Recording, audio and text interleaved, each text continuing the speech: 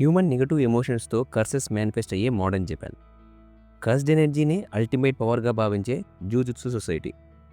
ఇలాంటి ప్రపంచంలో cursed energy లేని ఒక వ్యక్తి తన ఉనికిని ఎలా చాటుకున్నాడు? అందరూ ఆశ్చర్యపోయేలా ప్రపంచంలోనే స్ట్రాంగెస్ట్ సాసరర్ గోజోని ఎలా చంపాడు? అసలు ఎందుకు చంపాలనుకున్నాడు? Let's talk about the most important character in JJK, Toji Fushiguro. Toji Zenin jujutsu సొసైటీకి చెందిన టాప్ 3 క్లాన్స్లో ఒకటైన జెనిన్ క్లాన్లో జన్మించాడు. బట్ హెవెన్లీ రెస్ట్రిక్షన్ అనే రేర్ కండిషన్ వల్ల జీరో కర్స్డ్ ఎనర్జీతో పుడతాడు. సో జెనిన్ క్లాన్ ఇతను తమ క్లాన్లో చెడబుట్టాడని భావిస్తుంది. చిన్నతనంలో తన తోటి క్లాన్ మెంబర్స్ అతన్ని మంకీ అని హేళన చేసేది. ఈ ట్రామా అండ్ అబ్యూస్లోనే తన చైల్డ్హుడ్ మొత్తం గడిచిపోయింది. అయితే ఇదే హెవెన్లీ రెస్ట్రిక్షన్ వల్ల ఇతనికి సూపర్ హ్యూమన్ ఎబిలిటీస్ వస్తాయి. ఇతని స్పీడ్ని సాసరర్స్ కూడా ట్రాక్ చేయలేరు. ఇతని స్ట్రెంగ్త్ కర్సెస్ స్ట్రెంగ్త్ కన్నా ఎక్కువ. ఇతని 5 సెన్సెస్ నార్మల్ హ్యూమన్స్ కన్నా కొంచెం ఎన్హాన్స్ అయి ఉంటాయి. సో కర్స్డ్ ఎనర్జీ లేకున్నా కానీ కర్సెస్ని చూడగలడు. అలాగే కర్స్ టూల్స్ని వాడి వాటిని చంపగలడు. పైగా జీరో కర్స్డ్ ఎనర్జీతో పుట్టడంతో ఇతన్ని ఎవరూ ట్రేస్ చేయలేరు. టోజీ ఒక కాంట్రాక్ట్ కిల్లర్. డబ్బుల కోసం సాసరర్స్ని అలాగే కర్సెస్ని చంపేవాడు. అతనికి ఒక కర్స్ కంపానియన్గా ఉండేది. టోజీని ట్రేస్ చేయడం ఇంపాసిబుల్, కానీ అతడు ఏదైనా కర్స్ టూల్ వాడేటప్పుడు ఆ కర్స్ టూల్ని ట్రేస్ చేసి టోజీ లొకేషన్ని కనుక్కోవచ్చు. సో టోజీ కర్స్ టూల్స్ అన్నీ ఈ కర్స్ కంపానియన్ తన బాడీలో స్టోర్ చేసుకునేది. అంతేకాకుండా ఈ కర్స్ చాలా చిన్న సైజులోకి ట్రాన్స్ఫార్మ్ అయ్యి టోజీ కడుపులో దాక్కునేది. సో ఈ కర్స్ టోజీ కడుపులో ఉన్నంత వరకు టోజీని ఎవరు ట్రేస్ చేయలేరు. టోజీ దగ్గర మరో పవర్ఫుల్ వెపన్ ఉండేది, ఇన్వర్టెడ్ స్పియర్ ఆఫ్ హెవెన్. దీని స్పెషాలిటీ ఏంటంటే ఇది కర్స్డ్ ఎనర్జీస్ని నల్లిఫై చేస్తుంది. సో ఈవెన్ సాసర్స్ భయపడతారు ఈ వెపన్కి.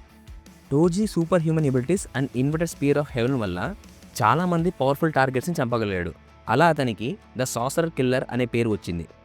జెనిన్ క్లాన్ అందరిలో పవర్ఫుల్ అయినప్పటికీ అతని ఇంకా కర్స్డ్ ఎనర్జీ లేని మంకీ అనే హేళన చేసేవారు. కేవలం కర్స్డ్ ఎనర్జీకే ప్రిఫరెన్స్ ఇచ్చే జెనిన్ క్లాన్ అంటే అతనికి క్రోధం పెరిగిపోయింది. అతనికి మర్యాద లేని చోట ఉండలేక క్లాన్లో నుంచి బయటకు వచ్చేస్తాడు. ఎలాగైనా జెనిన్ క్లాన్కి తనేంటో ప్రూవ్ చేసుకోవాలనే కసి పెరుగుతుంది. ఇన్ఫ్యాక్ట్ జెనిన్ క్లాన్ సభ్యులు చాలామంది అతను క్లాన్ వదిలిపెట్టి వెళ్ళగానే రిలీఫ్గా ఫీల్ అయ్యారు. ఎందుకంటే వాళ్ళందరికీ తెలుసు టోజీ చాలా పవర్ఫుల్ అండ్ వాళ్ళని ఎప్పుడైనా తలుచుకుంటే చంపగలడు అని. క్లాన్ వదిలేశాక ఒక అమ్మాయిని ప్రేమించి పెళ్లి చేసుకుంటాడు. ఆమె కోసం తనకిష్టమైన గ్యాంబ్లింగ్ని వదిలేస్తాడు. కాంట్రాక్ట్ కిల్లింగ్ కూడా ఆపేస్తాడు. జెనిన్ క్లాన్ మీద ఉన్న ద్వేషాన్ని పక్కన పెట్టగలిగాడు. అంతేకాకుండా తన భార్య పేరులోంచి ఫుషిగురోని తీసుకుని తన పేరుని టోజీ ఫుషిగురోగా మార్చుకుంటాడు. వాళ్ళిద్దరికీ ఒక కొడుకు, మెగుమి ఫుషిగురో. మెగుమి పుట్టిన కొన్నాళ్లకు తన తల్లి చనిపోతుంది. దీనితో టోజీ లోకం మళ్ళీ తలకిందులవుతుంది. అతనికి ఎమోషనల్గా సపోర్ట్ ఉండే భార్య చనిపోవడంతో మళ్ళీ గ్యాంబ్లింగ్ మొదలు పెడతాడు. వేరొక అమ్మాయిని మళ్ళీ పెళ్లి చేసుకుంటాడు. ఆ అమ్మాయికి టోజీ పరిచయం కాకముందే సుమికి అనే కూతురు ఉండేది. రెండో పెళ్లి చేసుకున్న అతని మైండ్ ఇంకా అన్స్టేబుల్గా ఉండేది. మెగుమిని సుమికిని వదిలేసి తన భార్యతో ఊరి వదిలి వెళ్ళిపోతాడు. అలా వెళ్ళిపోయే సమయంలో జెనిన్ క్లాన్ హెడ్తో ఒక ఒప్పందం చేసుకుంటాడు. అతని కొడుకు మెగుమిని డబ్బుల కోసం 6 ఏళ్ల వయసు రాగానే జెనిన్ క్లాన్కి అమ్ముతున్నట్లు ఒప్పందం చేసుకుంటాడు. అది అతనికి పూర్తిగా ఇష్టం ఉండదు. కానీ తన కొడుకు కర్స్ టెక్నిక్స్ని వాడగలిగితే అతని జెనిన్ క్లాన్ మంచిగా చూసుకుంటుందని నమ్ముతాడు. తన మనసుని రాయి చేసుకుంటాడు. తనకెంతో ఇష్టమైన కొడుకును కూడా ఇగ్నోర్ చేస్తాడు. అతని ఫోకస్ అంతా ఒక్క అవకాశం కోసం ఎదురు చూస్తుంది. జెనిన్ క్లాన్కి తన శక్తి సామర్థ్యాలని ప్రూవ్ చేసుకునే ఒక్క అవకాశం. కర్స్డ్ ఎనర్జీ లేకున్నా కానీ తానేంటో అందరికీ చూపించాలనే దృఢ నిర్ణయంతో ఉంటాడు. మళ్ళీ కాంట్రాక్ట్ కిల్లింగ్ని స్టార్ట్ చేస్తాడు. ఒకరోజు రీకో అమనాయ్ అనే అమ్మాయిని చంపాలనే కాంట్రాక్ట్ వస్తుంది. ఆ కాంట్రాక్ట్కి చాలా హై అమౌంట్ కోట్ అయి ఉంటుంది. ఎందుకంటే గోజో సతోరు అండ్ గెటో సుగురు అనే ఇద్దరు సాసరర్స్ ఆమెకి ప్రొటెక్షన్గా ఉంటారు. వాళ్ళిద్దరూ ఆ జనరేషన్లోనే మోస్ట్ పవర్ఫుల్ సాసరర్స్. గోజో పేరు వినగానే అతను ఎలాగైనా చంపాలని ఆ కాంట్రాక్ట్ని యాక్సెప్ట్ చేస్తాడు. అసలు గోజోని ఎందుకు చంపాలనుకుంటాడు? గోజో సతోరు ఒక రేర్ ప్రాజెడీ. 6 ఐస్ అండ్ లిమిట్లెస్ అనే పవర్ఫుల్ టెక్నిక్స్ని వాడే అరుదైన సాసరర్. ఒకసారి టోజీ గోజో చిన్నతనంలో అతన్ని చూడడానికి వెళ్తాడు. అతన్ని ఎవరూ ట్రేస్ చేయలేరు అని ధైర్యంతో దూరంగా నిలబడి వెనుక నుంచి గమనిస్తూ ఉంటాడు గోజోని. 6 ఏళ్ల గోజో మాత్రం కేవలం తన రా ఇన్స్టింక్ట్స్ వల్ల వెనుక ఎవరో ఉన్నట్లు గ్రహించి టోజీ వంక చూస్తాడు. అంతకు ముందు కానీ దానికి తర్వాత కానీ ఎవరూ టోజీని ట్రేస్ చేయలేదు. గోజో మాత్రమే అలా చేయగలిగాడు. సో టోజీ ఈగో హర్ట్ అయింది. గోజో అప్పుడు ఒక టీనేజర్, మోస్ట్ పవర్ఫుల్ సాసరర్ అయ్యే పొటెన్షియల్ ఉన్న క్యాండిడేట్. అలాంటి గోజోని చంపితే జెనింగ్ క్లాన్ తనని యాక్సెప్ట్ చేస్తుంది అనుకుంటాడు. అంతేకాకుండా తన ఈగో కూడా సాటిస్ఫై అవుతుంది. టోజీ గోజోని అండర్ ఎస్టిమేట్ చేయడు. గోజో అలర్ట్గా ఉంటే తనను ఈజీగా ట్రేస్ చేయగలడు అని తెలుసు. సో ఒక మంచి ప్లాన్ వేస్తాడు. రీకో అమనాపై బౌంటీ పెడతాడు. ఆ మనీ కోసం వేరే వేరే బౌంటీ హంటర్స్ వాళ్ళ మీద అటాక్ చేస్తారు. సో గోజో కంటిన్యూస్గా 2 days నిద్రపోకుండా ఇన్ఫినిటీ టెక్నిక్ని వాడుతూ ఉంటాడు. ఫిజికల్లీ అండ్ మెంటల్లీ చాలా టైర్డ్ అవుతాడు. గోజో అండ్ గెటో అమనాయిని తీసుకొని తమ సేఫ్ జోన్కి వెళ్తారు. వారి డెస్టినేషన్కి చాలా దగ్గరలో ఉంటారు. ఈ సమయంకంతా టోజీ విధించిన బౌంటీ గడువు ముగుస్తుంది. సో చుట్టుపక్కల ఎవరూ లేరని గ్రహిస్తాడు గోజో. బాగా టైర్డ్ కావడంతో తన ఇన్ఫినిటీ టెక్నిక్ని రిలీజ్ చేస్తాడు. దానికోసమే వెయిట్ చేస్తున్న టోజీ అలా గోజో రిలాక్స్ అవ్వగానే వెనుక నుంచి ఒక నార్మల్ వెపన్తో గోజోని అటాక్ చేస్తాడు.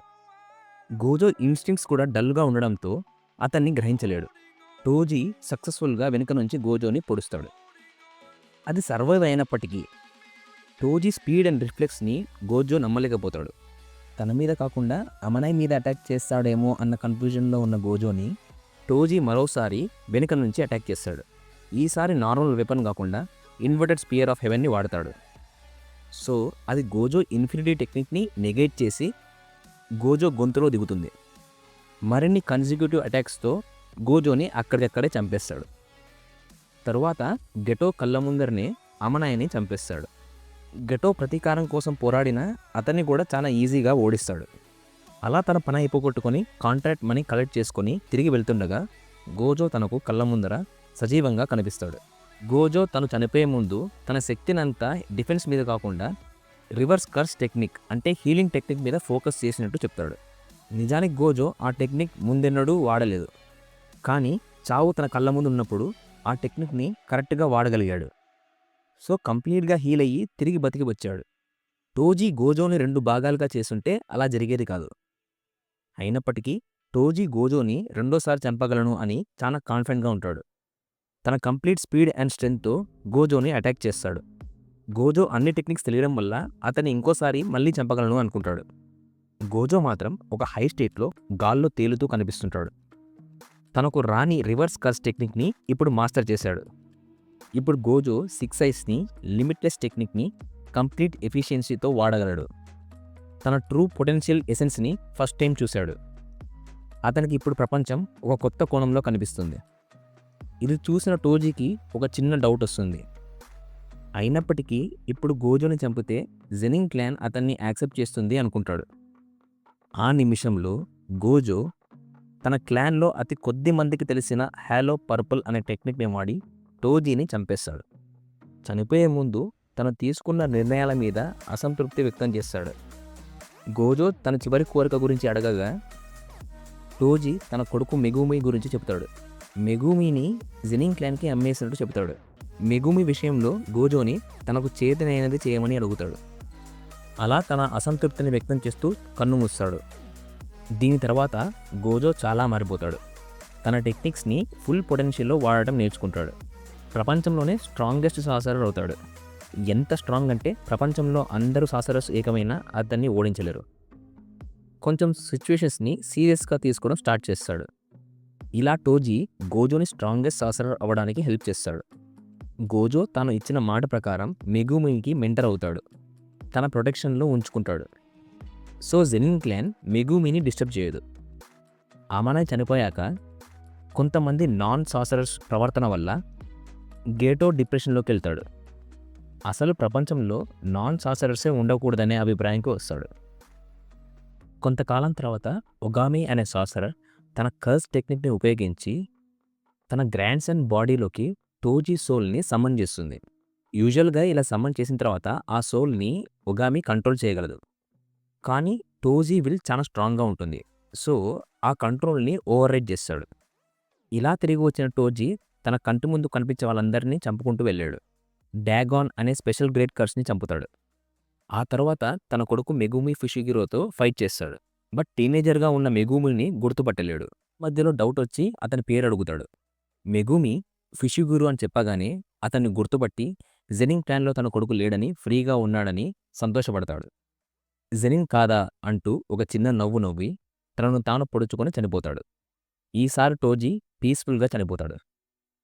వీడియో చివరిదాకా చూసినందుకు థ్యాంక్ యూ వెరీ మచ్. మీకు నచ్చితే ఒక లైక్ కొట్టండి. And please do subscribe.